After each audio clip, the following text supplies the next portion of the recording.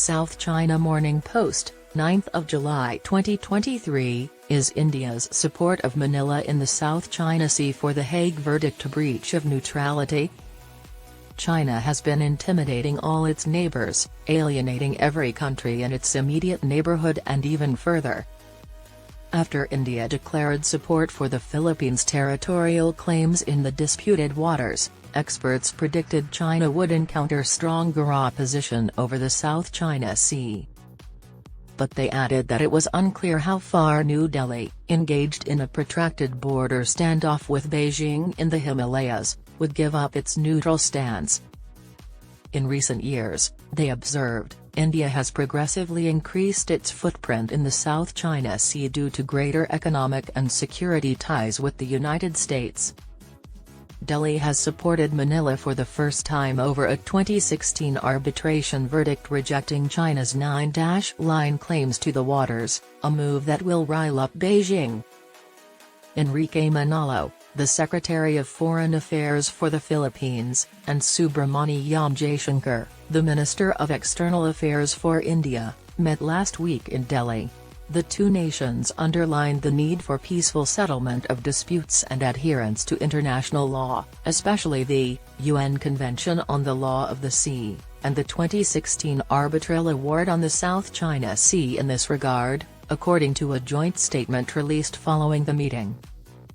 Although China was not specifically mentioned in the statement, the reference to the 2016 decision is considered a change in Delhi's stance on the South China Sea territorial disputes, a contentious matter between China and its Southeast Asian neighbors.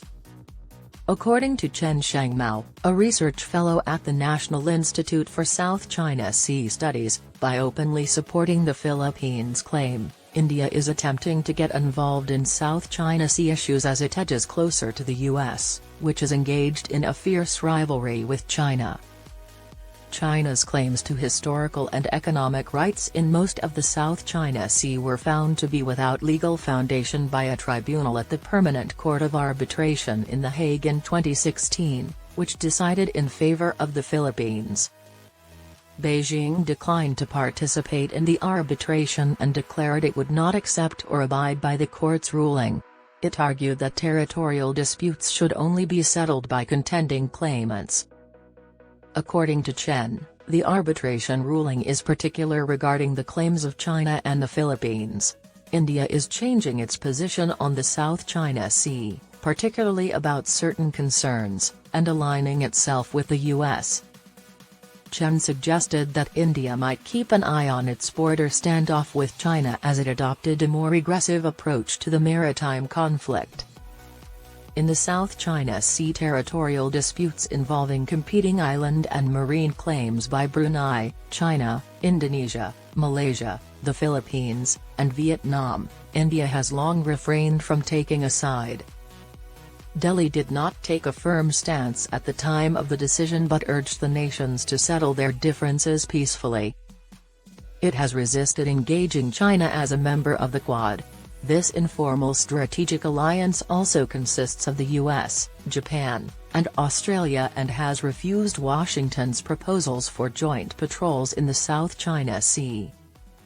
This could explain why the other three nations, Japan, the US, and Australia, would criticize China in their own joint statements following their trilateral talks, Chen said. The joint statements of the Quad usually go as far as calling for adherence to international laws, Chen added.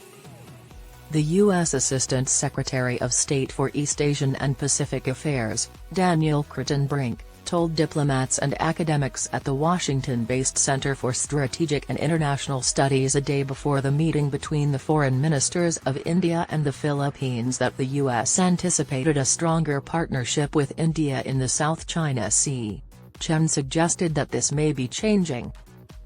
Vietnam and India have had close security ties since the Soviet era, and the Indian Navy previously said it was supplying Vietnam with an active-duty missile corvette.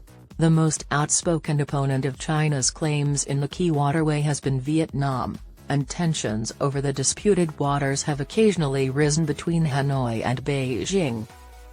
Some commentators, however, were more cautious, stating that it was too soon to conclude that Delhi had shifted its stance. South Asian Studies professor Lin Minwang of Shanghai's Fudan University remarked, "I think it remains to be seen.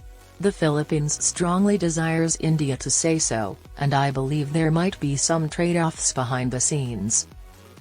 Before last month's official visit by Indian Prime Minister Narendra Modi to the US, the two nations committed to advancing their security, commerce, and technological collaboration.